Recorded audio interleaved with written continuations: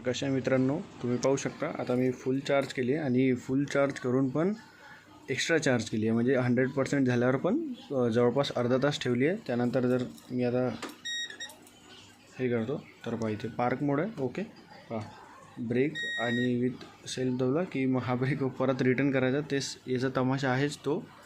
आणि ते असल्यावर पण जे हे आहे ना हे असं हे होते. हे पण मी यूट्यूबला पाहिलं होतं, पण हे खरंच प्रॅक्टिकलमध्ये पण होतं आहे माझ्यासोबत पण.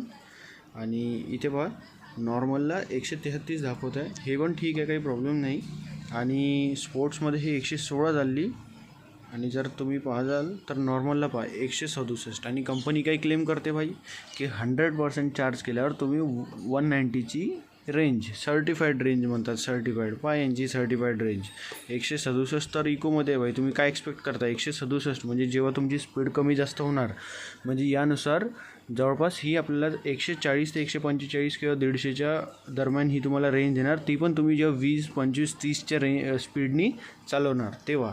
अदरवाईज भाई म्हणजे हे काही पण आहे, हे काही पण फेकतात. आणि असं आहे की आपण कंझ्युमर आहे, आपण काही पण वेचतो असं आहे. तर हे असं असतं की EV सेक्टरमध्ये तुम्ही कमीत कमी 20 किलोमीटर रेंज कमीच समजून चालायची. जसं जर 100 किलोमीटर आहे ना, तर ती 90 किंवा 80 चालणार. इतकी म्हणजे इतकी चालतच नाही. ही फक्त यांचे मॅन्युप्युलेशन्स असतात त्या.